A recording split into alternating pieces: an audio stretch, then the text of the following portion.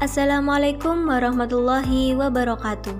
Kami dari kelompok 3 akan mempresentasikan tentang model pengembangan kurikulum. Materi yang akan kita bahas sebagai berikut.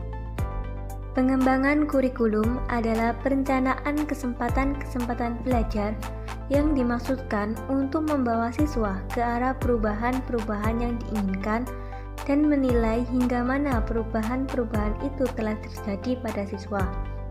Pada prinsipnya, pengembangan kurikulum berkisar pada pengembangan aspek ilmu pengetahuan dan teknologi yang perlu diimbangi dengan perkembangan pendidikan.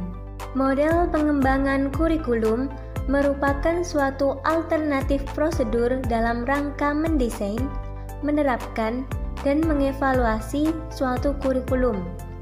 Oleh karena itu, model pengembangan kurikulum harus dapat menggambarkan suatu proses sistem perencanaan pembelajaran yang dapat memenuhi berbagai kebutuhan dan standar keberhasilan pendidikan.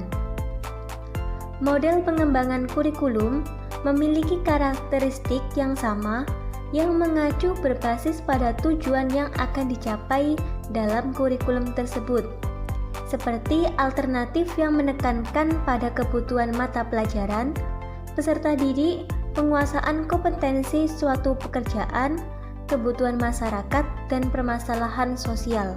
Macam-macam model pengembangan kurikulum. Yang pertama, model menurut Taylor. Menurut Taylor, sebagaimana yang dikutip oleh Abdullah Idi, bahwa sangat penting pendapat secara rasional, menganalisis, menginterpretasikan kurikulum dan program pengajaran dari suatu lembaga pendidikan. Taylor mengusulkan sebuah model pengembangan kurikulum yang komprehensif, yaitu dengan merekomendasikan kepada pengembang kurikulum untuk mengidentifikasi tujuan-tujuan umum dengan mengumpulkan data dari 3 sumber, yaitu dari peserta didik, kehidupan nyata di luar lingkungan sekolah, dan mata pelajaran. Menurut Taylor, ada 4 pernyataan. Yang pertama, menentukan tujuan pendidikan. Tujuan pendidikan harus menggambarkan perilaku akhir setelah peserta didik mengikuti program pendidikan, sehingga tujuan tersebut harus dirumuskan secara jelas dan terperinci. Yang kedua, menentukan proses pembelajaran. Salah satu aspek yang harus diperhatikan dalam menentukan proses pembelajaran adalah persepsi dan latar belakang kemampuan peserta didik. Yang ketiga, menentukan organisasi pengalaman belajar. Pengalaman belajar sangat dipengaruhi oleh tahap-tahap dan isi atau materi belajar. Tahap-tahap belajar yang terkhusus dengan rapi akan sangat membantu terwujudnya tujuan pembelajaran. Yang keempat, menentukan evaluasi belajar. Menentukan evaluasi belajar yang cocok merupakan tahap akhir dalam model Taylor. Dalam menentukan evaluasi belajar, hendaknya mengacu pada tujuan pembelajaran, materi pembelajaran, dan proses pembelajaran yang telah ditentukan sebelumnya. Bagian model Taylor. Yang pertama yaitu objektif, atau bisa dikatakan menentukan tujuan pendidikan. Tujuan pendidikan merupakan arah atau sasaran akhir yang harus dicapai dalam program pendidikan dan pembelajaran. Tujuan pendidikan ini harus menggambarkan perilaku akhir setelah peserta didik mengikuti program pendidikan, sehingga tujuan tersebut harus dirumuskan secara jelas sampai pada rumusan tujuan khusus, guna mempermudah pencapaian tujuan tersebut. Setelah penetapan tujuan, selanjutnya yaitu selective learning experiences, atau menentukan proses pengalaman belajar. Proses pengalaman belajar ini yaitu pengalaman apa yang cocok dilakukan untuk mencapai tujuan tersebut. Salah satu aspek yang harus diperhatikan dalam penentuan pengalaman belajar adalah persepsi dan latar belakang kemampuan peserta didik. Hal ini agar mereka dapat mengadakan reaksi mental dan emosional maupun dalam bentuk kelakuan. Setelah proses pembelajaran ditentukan atau pengalaman belajar tersebut sudah selesai dilakukan, selanjutnya yaitu organizing learning experiences, yaitu menentukan organisasi pengalaman belajar. Pengalaman belajar di organisasi ini yaitu pengalaman belajar di dalamnya mencakup belajar, dan isi atau mental belajar. Bahan yang harus dipelajari peserta didik dalam pengalaman belajar yaitu apa yang harus dilakukan, diorganisasikan sedemikian rupa sehingga dapat mempermudah pencapaian tujuan. Langkah selanjutnya yang harus dilakukan yaitu evaluasi, yaitu kita mencari evaluasi yang cocok digunakan di model lab Taylor ini. Jenis penilaian yang akan dilakukan dalam lab Taylor ini harus disesuaikan dengan jenis dan sifat dan tujuan pendidikan tersebut, serta materi pembelajaran dan proses belajar yang telah ditetapkan sebelumnya. Agar pada penetapan jenis evaluasi ini bisa terlaksana dengan tepat, maka para pengembang kurikulum di samping harus memperhatikan komponen-komponen kurikulum, juga harus memperhatikan prinsip-prinsip evaluasi yang ada. Kelebihan model Taylor adalah model ini tidak tertumpu pada pelajaran atau pencapaian, semata-mata juga menekankan kepada aspek-aspek lain selain pencapaian belajar, yaitu 1. Pengetahuan tentang maksud filsafat, 2. Maklumat atau objek tingkah laku, 3. Tata cara untuk memastikan kejayaan pelaksanaan program. Kelebihan model ini juga yaitu menentukan objek sebagai rujukan yang kukuh terhadap arah, bimbingan, dan panduan. Sedangkan untuk kelemahannya yaitu teknikal yang mana untuk memperoleh satu set itu menilai kehendak atau menemukan objek-objek yang sesuai. Model ini menekankan proses penilaian akhir yaitu melihat pada hasil. Yang kedua yaitu Taylor mengaitkan hasil dengan objek. Oleh karena itu, perlu memerlukan maklumat tentang suatu program selepas satu program lengkap berlangsung dengan memerlukan masa yang lama untuk melihat hasilnya. Selanjutnya kelemahannya yaitu bukan semua pengubah kurikulum bersetuju tentang perlunya menetapkan objek terlebih dahulu. Model administratif. Pengembangan kurikulum ini disebut juga dengan istilah dari atas ke bawah atau staff lini, yang artinya dalam pengembangan kurikulum terdapat beberapa langkah-langkah atau tahapan secara prosedural yang harus ditempuh dengan dibantu oleh beberapa tim. Berikut merupakan langkah-langkah dari model administratif. Langkah pertama adalah pembentukan ide awal yang dilaksanakan oleh para pejabat tingkat atas yang membuat keputusan dan kebijakan yang berkaitan dengan pengembangan kurikulum. Tim ini sekaligus sebagai tim pengarah dalam pengembangan kurikulum. Langkah kedua, membentuk suatu tim panitia pelaksana atau komisi untuk mengembangkan kurikulum yang didukung oleh beberapa anggota yang terdiri dari para ahli, salah satunya ahli pendidikan, kurikulum, dan tokoh masyarakat. Tim ini bertugas untuk mengembangkan konsep-konsep umum, landasan, rujukan, maupun strategi pengembangan kurikulum. Langkah ketiga, kurikulum yang sudah selesai disusun kemudian diajukan untuk diperiksa dan diperbaiki oleh tim pengarah. Tim ini akan melakukan penyesuaian antara aspek-aspek kurikulum secara terkoordinasi dan menyiapkan secara sistem dalam rangka uji coba maupun dalam rangka sosialisasi dan penyebarluasan. Baik, setelah melakukan perbaikan dan penyempurnaan, kurikulum tersebut perlu diuji cobakan secara nyata di beberapa sekolah yang dianggap representatif. Supaya uji coba tersebut menghasilkan masukan yang efektif, maka diperlukan kegiatan monitoring dan evaluasi yang fungsinya untuk memperbaiki atau menyempurnakan berdasarkan pelaksanaan di lapangan. Kelemahan dari model administratif ini adalah kurikulumnya yang berbentuk seragam dan bersifat sentralistik, sehingga kurang sesuai jika ingin diterapkan dalam dunia pendidikan yang menganut asas desentralisasi. Selain daripada itu, kurikulum ini kurang tanggap terhadap perubahan nyata yang dihadapi para pelaksana kurikulum di lapangan. Bagan model administratif atau administrative approach dimulai dari Kementerian Pendidikan Nasional. Kementerian Pendidikan Nasional adalah kementerian dalam pemerintah Indonesia yang menyelenggarakan urusan di bidang pendidikan anak usia dini, pendidikan dasar, pendidikan menengah pertama, pendidikan menengah atas, dan pendidikan tinggi,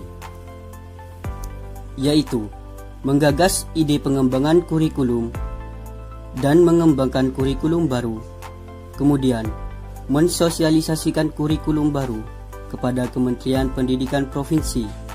Setelah itu, mensosialisasikan kurikulum baru terhadap Kementerian Kabupaten atau Kota dan mensosialisasikan kurikulum baru kepada Kementerian Pendidikan Kecamatan.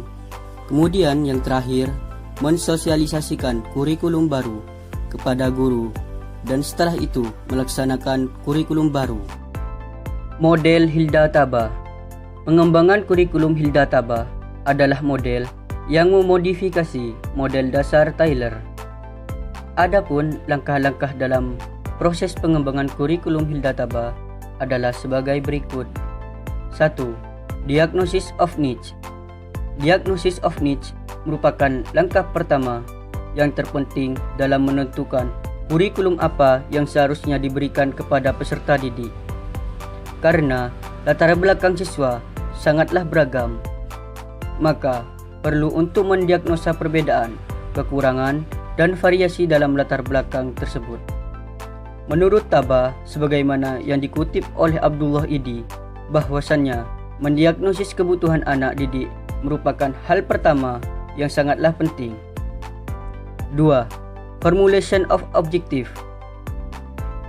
Langkah kedua yaitu formulation of objective yang jelas dan tujuannya yang komprehensif untuk membentuk dasar pengembangan elemen-elemen berikutnya, dan hakikat tujuan objektif akan menentukan jenis pelajaran yang perlu diikuti. 3. Selection of content. Langkah ketiga yaitu selection of content. Tabah memberikan beberapa kriterianya sebagai berikut. Validitas dan signifikasi isi, konsisten dengan realitas sosial, keseimbangan antara keluasan dan kedalaman, ketentuan untuk keluasan cakupan dari tujuan, pembelajaran yang sesuai dengan kemampuan dan sesuai dengan pengalaman siswa, sesuai dengan kebutuhan dan minat siswa. 4. Organization of content. Langkah keempat yaitu organization of content, di mana terdapat 3 macam organisasi, yaitu diantaranya sebagai berikut. Kurikulum dalam bentuk mata pelajaran yang terpisah-pisah. Sejumlah mata pelajaran dihubungkan antara satu dengan yang lainnya dan mengkombinasikan beberapa mata pelajaran. 5. Selection of learning experiences.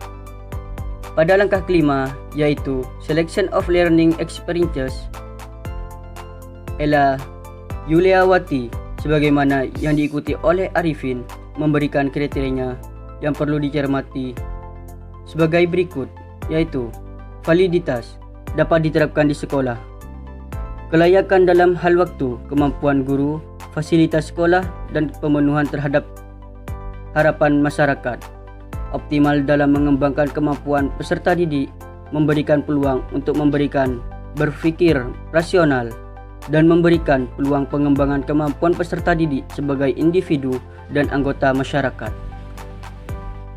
6. Organization of learning experiences. Tahap organisasi ini, pengalaman belajarnya selanjutnya harus memperhatikan tingkat perkembangan peserta didik. Dan yang terakhir, determination of what to evaluate and of the ways and means of doing it. Pada tahap yang terakhir ini, yaitu determination of what to evaluate and of the ways and means of doing it, Tabah menganjurkan beberapa hal sebagai berikut, yaitu menentukan kriteria program penilaian, menyusun program penilaian yang menyeluruh, teknik pengumpulan data, menginterpretasikan data penilaian, menerjemahkan data, evaluasi ke dalam kurikulum, dan yang terakhir, evaluasi sebagai usaha kerjasama. Kelebihan rasional model yaitu sebagai berikut. 1. Menghindari kebingungan di mana para pendidik dan para pengembang kurikulum memberikan suatu jalan yang tidak berbelit-belit sehingga bisa menemukan atau melakukan tugasnya dengan baik. 2. Dengan menekankan pada peranan dan nilai-nilai tujuan, model ini membuat para pengembang kurikulum bisa berpikir serius tentang tugas mereka. 3. Dengan tata urutan pengembangan kurikulum dari tujuan, formulasi isi, aktivitas belajar sampai pada evaluasi sejauh mana tujuan-tujuan tersebut dicapai, merupakan daya tarik tersendiri dari model ini. Kelemahan atau kekurangan dari rasional model, yaitu 1. Latar belakang pengalaman dan kurangnya persiapan diri seorang pendidik untuk berpikir dan mengembangkan pemikirannya secara logis dan sistematis akan mengalami kesulitan dalam menggunakan model. 2. Kurang jelasnya hakikat belajar mengajar, karena seringkali pembelajaran justru terjadi di luar tujuan-tujuan tersebut. Bagan-bagan pengembangan kurikulum model Hildataba. Produksi unit-unit eksperimen oleh guru di mana terbagi atas 1. Mendiagnosis kebutuhan.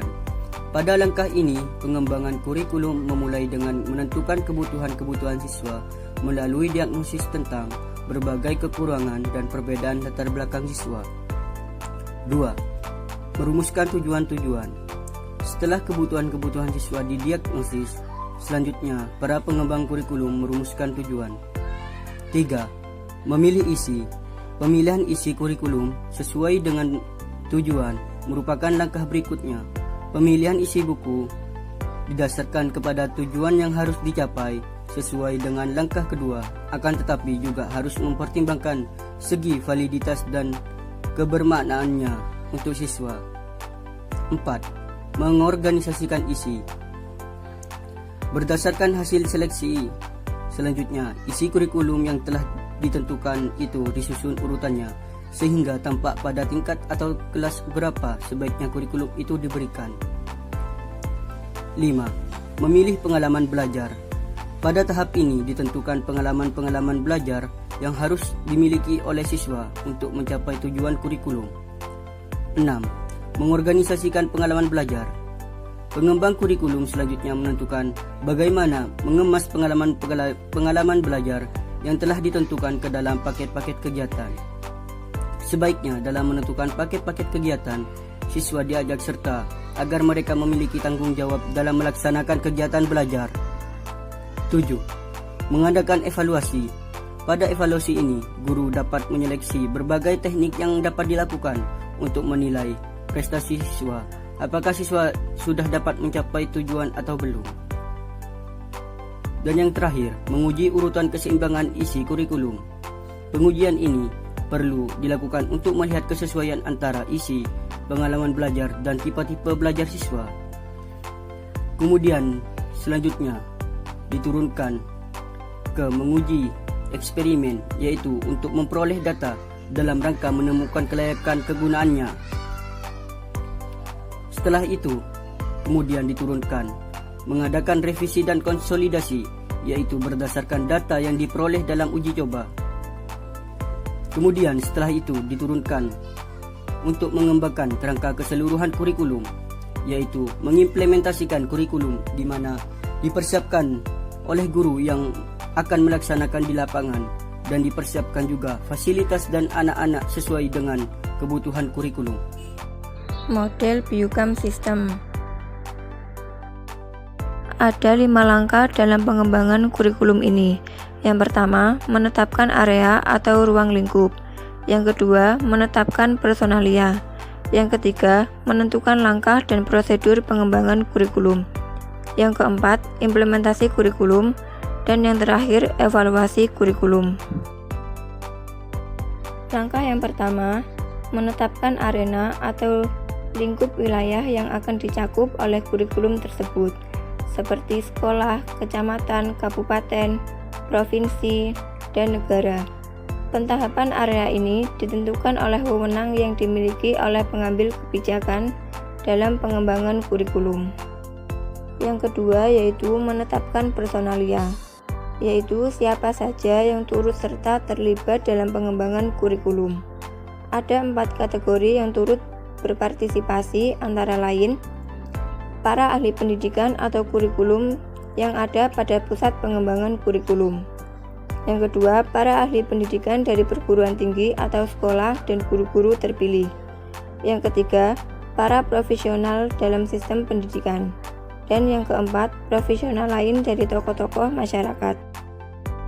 Yang ketiga, menentukan langkah dan prosedur pengembangan kurikulum. Langkah ini berkenaan dengan prosedur yang harus ditempuh dalam merumuskan tujuan umum dan tujuan yang lebih khusus, memilih isi dan pengalaman belajar serta kegiatan evaluasi, dan dalam menentukan keseluruhan desain kurikulum. Kegiatan ini dibagi menjadi 5 langkah, yaitu 1. Membentuk tim pengembang kurikulum.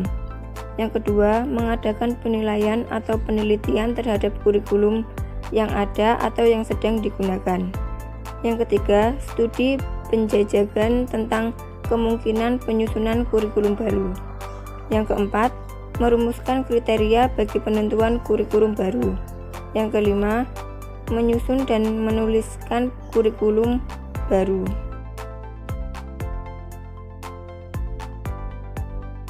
Yang keempat, implementasi kurikulum. Langkah ini merupakan langkah mengimplementasikan atau melaksanakan kurikulum yang bukan sesuatu yang sederhana, sebab membutuhkan kesiapan yang menyeluruh, baik kesiapan guru-guru, siswa, fasilitas, bahan maupun biaya. Yang terakhir, evaluasi kurikulum. Langkah ini mencakup 4 hal, yaitu yang pertama, evaluasi tentang pelaksanaan kurikulum oleh guru-guru. Yang kedua, evaluasi desain kurikulum. Yang ketiga, evaluasi hasil belajar siswa. Dan yang terakhir, evaluasi dari keseluruhan sistem kurikulum. Data yang diperoleh dari kegiatan evaluasi ini digunakan bagi penyempurna sistem dan desain kurikulum serta prinsip-prinsip melaksanakannya. Kelebihan dan kelemahan model Piagam System. Yang pertama, kelebihan. Kelebihan model ini adalah adanya penegasan arena yang kiranya akan mempermudah dan memperjelas ruang lingkup kegiatan. Kekurangan dari model ini adalah kurang pekanya terhadap perubahan masyarakat dan kurang memperhatikan keadaan daerah yang satu dengan daerah yang lainnya. Bagan pengembangan kurikulum model Piagam. Yang pertama, menetapkan lokasi pilot proyek pengembangan kurikulum. Setelah menetapkan lokasi proyek pengembangan kurikulum, kemudian diturunkan dengan menetapkan personalia dengan kurikulum. Artinya, orang yang ahli atau yang terlibat dalam proses pengembangan kurikulum tersebut, yakni terdiri dari ahli kurikulum, guru yang terpilih, pakar pendidikan, dan masyarakat tertentu yang selanjutnya itu akan diorganisasikan menjadi 5 tim dengan menetapkan 5 prosedur kerja. Yang pertama yakni menentukan tujuan, yang kedua memilih materi, yang ketiga menentukan pengalaman belajar yang menunjukkan kegiatan evaluasi, dan yang kelima adalah menentukan desain. Kemudian akan diturunkan atau menghasilkan sebuah implementasi kurikulum. Dari implementasi kurikulum ini akan menghasilkan sebuah evaluasi kurikulum yang terdiri atas pelaksanaan kurikulum, desain kurikulum, hasil belajar siswa, dan sistem dalam kurikulum. Model pengembangan kurikulum Peter F. Oliva. Model ini mewakili komponen-komponen paling penting. Namun, model ini dapat diperluas menjadi model yang menyediakan detail tambahan dan menunjukkan beberapa proses yang diasumsikan oleh model yang lebih sederhana. Model ini mempunyai 6 komponen. Yang pertama, Statement of Philosophy atau rumusan filosofis. Yang kedua, Statement of Goals atau rumusan tujuan umum. Yang ketiga, statement of objective atau rumusan tujuan khusus. Yang keempat, design of plan, yaitu desain perencanaan. Yang kelima, implementation atau implementasi. Yang keenam, evaluation atau evaluasi. Yang pertama, statement of philosophy atau rumusan filosofis. Sasaran, visi, serta misi pendidikan yang semuanya bersumber dari analisis kebutuhan siswa dan analisis kebutuhan masyarakat.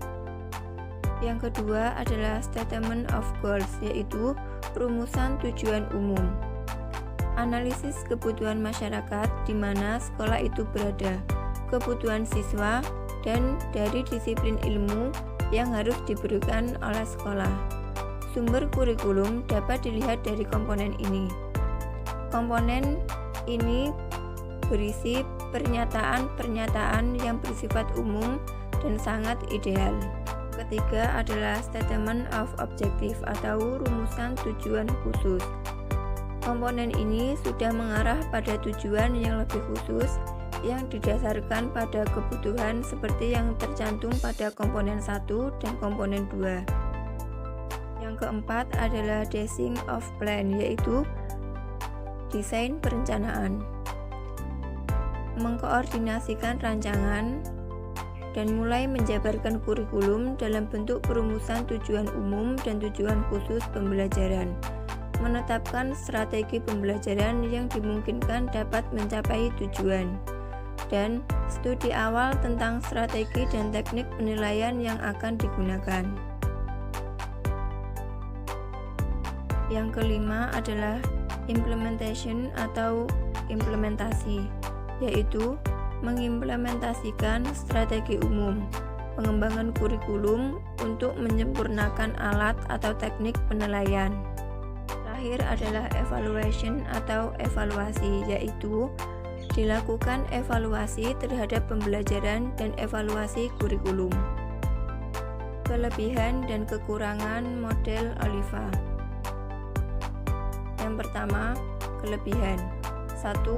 Dapat digunakan untuk penyempurnaan kurikulum, membuat keputusan dalam merancang suatu program kurikulum dan mengembangkan program pembelajaran secara lebih khusus. Yang kedua, langkah model ini jelas dan lengkap pada setiap tahapannya. Yang ketiga, semua terlibat aktif dalam penerapannya, pemerintah, guru, dan masyarakat. Kekurangan dari model ini adalah 1. Diperlukan pengawasan yang menyeluruh pada setiap langkah penerapan model ini di lapangan, agar semua tahapan terlaksana dengan baik. Yang kedua, perlu adanya interaksi dan komunikasi yang baik, agar hasilnya memuaskan karena melibatkan banyak pihak. Selanjutnya adalah bagan pengembangan kurikulum model Oliva. Dalam hal ini, terdapat 2 spesifikasi penting berdasarkan pernyataan tujuan dan filsafat pendidikan. Yang pertama, spesifikasi kebutuhan siswa, dan yang kedua, spesifikasi kebutuhan masyarakat. Selanjutnya, spesifikasi kebutuhan masyarakat ini akan diturunkan menjadi spesifikasi tujuan kurikulum secara umum, yang nantinya akan menghasilkan spesifikasi tujuan kurikulum secara khusus, dan diturunkan menjadi implementasi kurikulum yang selanjutnya akan diturunkan lagi menjadi spesifikasi tujuan instruksional secara umum dan spesifikasi tujuan instruksional secara khusus. Kemudian, adapun spesifikasi tujuan kurikulum secara umum itu dibagi lagi menjadi tahapan-tahapan berikut. Yang pertama, seleksi, dan yang kedua adalah seleksi awal strategi evaluasi, yang akan menghasilkan sebuah implementasi strategi. Kemudian, implementasi strategi ini akan diseleksi akhir strategi evaluasi, yang nantinya akan menghasilkan sebuah evaluasi pengajaran, dan yang terakhir akan menghasilkan sebuah informasi. Model Wheeler. Menurut Wheeler, Pengembangan kurikulum merupakan suatu proses yang membentuk suatu lingkaran. Proses pengembangan kurikulum Wheeler terdiri dari 5 fase atau tahapan yang dalam pelaksanaannya berlangsung secara sistematis dan berturut. Pendekatan yang digunakan Wheeler dalam mengembangkan kurikulum pada dasarnya memiliki bentuk rasional. Maksudnya, setiap langkahnya merupakan pengembangan secara logis terhadap model sebelumnya, di mana secara umum langkah tidak dapat dilakukan sebelum langkah-langkah sebelumnya telah diselesaikan. Berikut ini merupakan kelebihan dan kekurangan dari model Wheeler. Kelebihan dari model Wheeler yang pertama yaitu memasukkan berbagai kematangan yang berhubungan dengan objektif sehingga dapat digunakan untuk mengukur tingkat ketercapaian. Kemudian kelebihan yang kedua, struktur logis kurikulum yang dikembangkannya sehingga memiliki mekanisme umpan balik dengan tujuan untuk mengukur kemajuan dari penerapan model pengembangan kurikulum. Kemudian kelebihan yang ketiga, menerapkan situational analisis sebagai titik permulaan agar para pengembang kurikulum memahami faktor-faktor yang akan mereka kembangkan. Sedangkan kekurangan dari model Wheeler ini, yang pertama yaitu wajahnya yang bersifat logis. Di sini maksudnya, tujuan jangka pendek Wheeler meliputi karakteristik perilaku.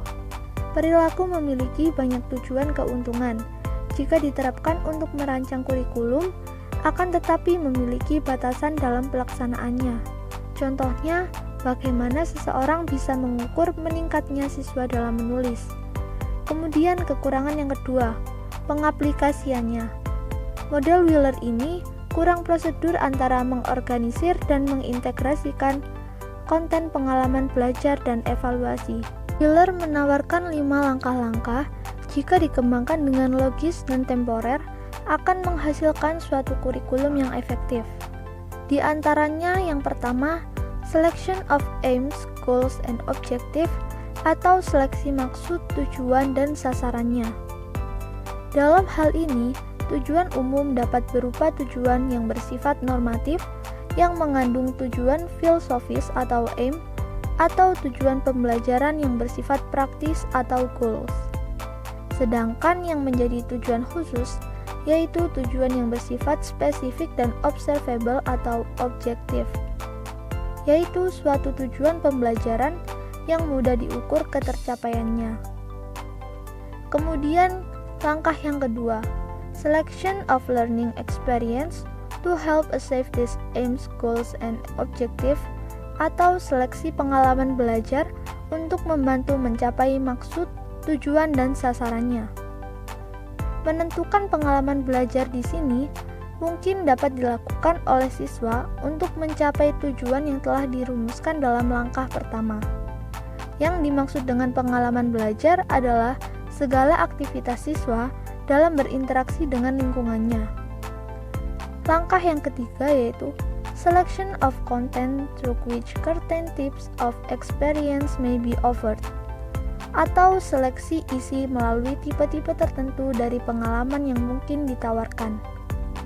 Nah, penentuan isi dan materi pelajaran di sini didasarkan atas pengalaman belajar yang dialami oleh peserta didik. Pengalaman belajar yang dialami oleh peserta didik ini dijadikan suatu acuan dalam penyusunan materi ajar. Langkah yang keempat yaitu organization and integration of learning experience and content with respect to the teaching learning process, atau organisasi dan integrasi pengalaman belajar dan isi yang berkenaan dengan proses belajar dan mengajar. Setelah materi ajar disusun, maka dilakukan penyatuan antara pengalaman belajar dengan materi ajar yang telah disusun dengan tujuan agar terjadi hubungan yang berkesinambungan antara pengalaman belajar dengan materi ajar, sehingga proses belajar mengajar dapat berjalan dengan baik dan memperoleh hasil belajar yang maksimal. Kemudian langkah yang kelima yaitu evaluation of a space and the problem of goals, atau evaluasi setiap fase dan masalah-masalah tujuan. Dalam proses pengembangan kurikulum ini, tahap evaluasi merupakan tahap yang sangat penting. Hal itu karena proses penilaian atau evaluasi dapat memberikan informasi tentang ketercapaian daripada tujuan yang telah ditetapkan sebelumnya. Dengan evaluasi ini akan dapat diketahui apakah kurikulum yang diterapkan itu berjalan dengan baik sesuai dengan tujuan yang ingin dicapai oleh sekolah tersebut. Model Nichols. Model pengembangan kurikulum ini menjelaskan bahwa pengembangan kurikulum terdiri atas elemen-elemen kurikulum yang berbentuk siklus, dan model ini menggunakan pendekatan seperti model Wheeler. Nichols menitikberatkan pada pendekatan pengembangan kurikulum yang rasional, khususnya kebutuhan untuk kurikulum yang munculnya dari adanya perubahan situasi. Penulis ini mengungkapkan bahwa sebelum elemen-elemen tersebut diambil atau dilakukan dengan lebih jelas, konteks dan di situasi, akan adanya keputusan kurikulum itu harus dibuat dan harus dipertimbangkan dengan secara mendetail dan serius. Kelebihan dan kekurangan model Nichols. Kelebihan yang pertama yaitu memiliki struktur logis kurikulum yang dikembangkannya, sehingga memiliki mekanisme umpan balik dengan tujuan untuk mengukur kemajuan dari penerapan model pengembangan kurikulum. Kelebihan yang kedua yaitu dengan menerapkan situational analysis sebagai titik permulaan dapat memberikan dasar data sehingga tujuan-tujuan yang lebih efektif mungkin akan dapat dikembangkan.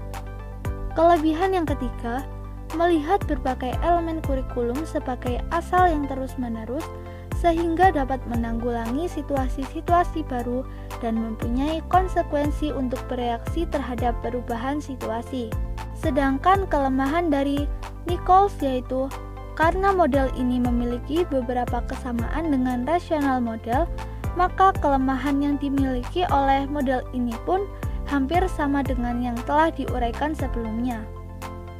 Namun, kelemahan yang lebih menonjol yaitu membutuhkan banyak waktu untuk menganalisis situasi belajar. Melihat kondisi ini, bahwa kebanyakan pendidik lebih suka mengandalkan intuisi daripada menggunakan basis data yang sistematis dan sesuai dengan situasi.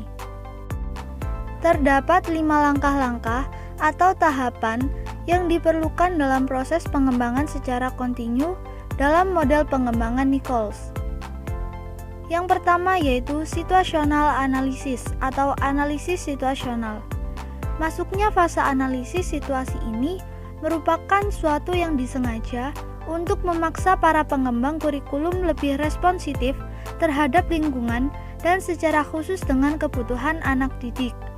Penulis ini menekankan perlunya memakai pendekatan yang lebih komprehensif untuk mendiagnosis semua faktor yang menyangkut semua situasi dengan diikuti penggunaan pengetahuan dan pengertian yang berasal dari analisis tersebut dalam perencanaan kurikulum. Langkah yang kedua yaitu selection of objective atau seleksi tujuan. Nah, tujuan yang dimaksud ini untuk menggambarkan perilaku peserta didik dalam mengikuti program pendidikan sehingga tujuan tersebut harus dirumuskan secara jelas. Langkah yang ketiga yaitu selection and organization of content atau seleksi dan organisasi isi. Bahan yang harus dipelajari peserta didik dan pengalaman belajar apa yang harus dilakukan serta diorganisasikan sedemikian rupa sehingga dapat memudahkan dalam pencapaian tujuan. Kemudian langkah yang keempat yaitu selection and organization of methods atau seleksi dan organisasi metode. Dengan menyeleksi dan mengorganisasikan metode ini, kegiatan dan partisipasinya akan memperoleh gambaran yang lebih komprehensif tentang taraf pencapaian tujuan pendidikan. Kemudian langkah yang kelima yaitu evaluation atau evaluasi. Evaluasi ini digunakan untuk dapat memberikan informasi tentang ketercapaian daripada langkah-langkah yang telah ditetapkan sebelumnya, serta dapat mengetahui apakah kurikulum yang diterapkan itu berjalan dengan baik sesuai dengan tujuan yang ingin dicapai. Model Skillback.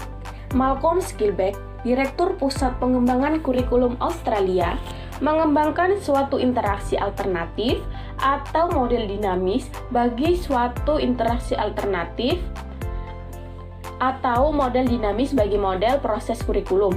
Dalam sebuah artikelnya, Skillback menganjurkan suatu pendekatan dan pengembangan kurikulum pada tingkat sekolah.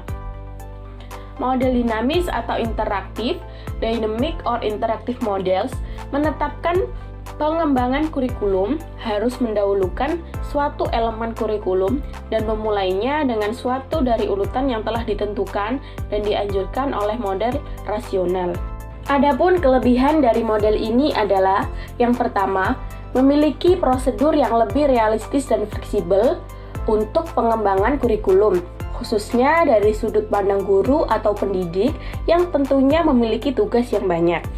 Yang kedua yaitu pengembang lebih bebas dan menjadi lebih kreatif dengan tidak dituliskannya tujuan-tujuan yang bersifat perilaku.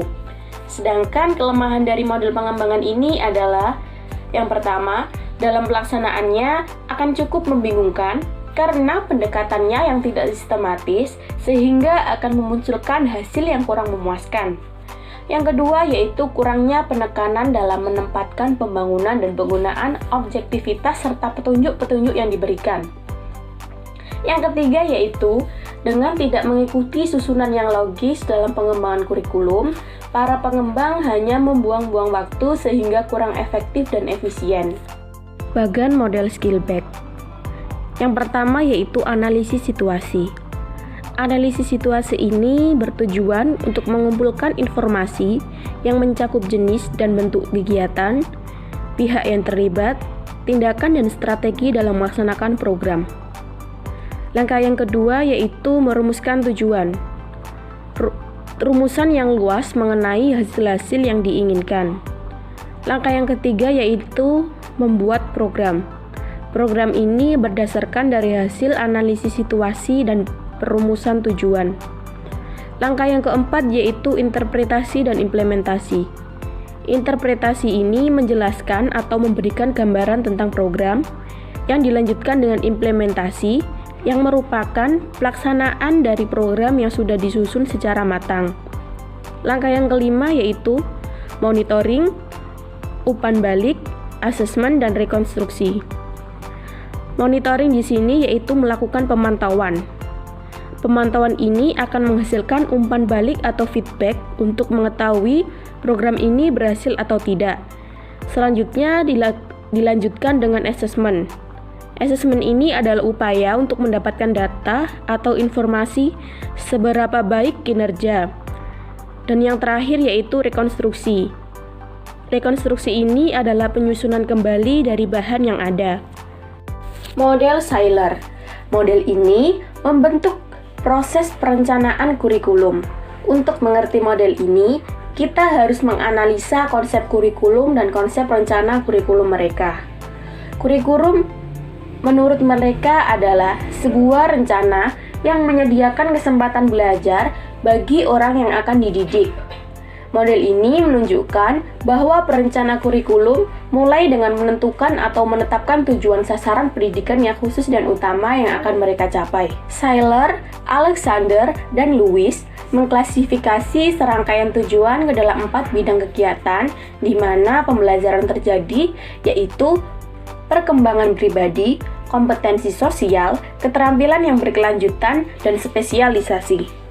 Kelebihan dari model ini adalah yang pertama, kurikulum dapat digunakan sebagai rencana kegiatan pembelajaran. Ini sebagai satu rencana yang dikembangkan untuk mendukung proses belajar mengajar di dalam arahan dan bimbingan sekolah, akademi atau universitas dan para anggota stafnya. Yang kedua, kurikulum dapat digunakan untuk mempengaruhi proses belajar.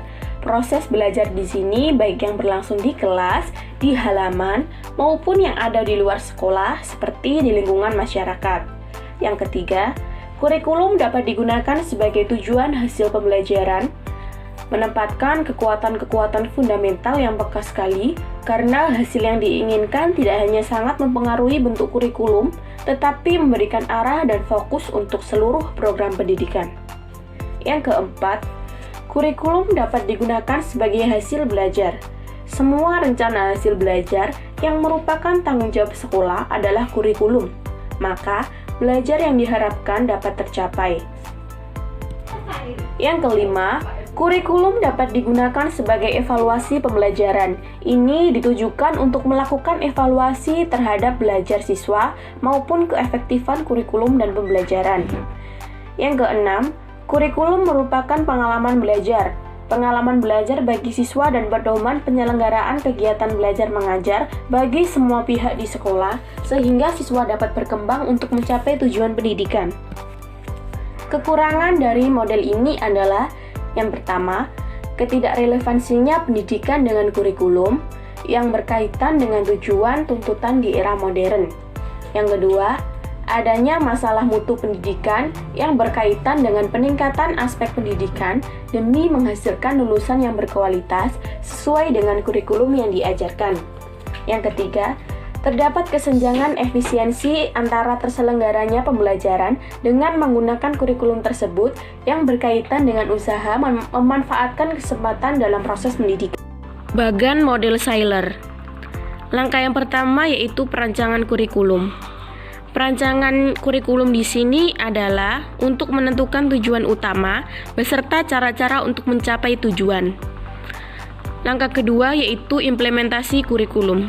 Implementasi kurikulum di sini adalah suatu tindakan atau pelaksanaan dari sebuah rencana yang sudah disusun secara terperinci. Selanjutnya, langkah yang ketiga yaitu evaluasi kurikulum.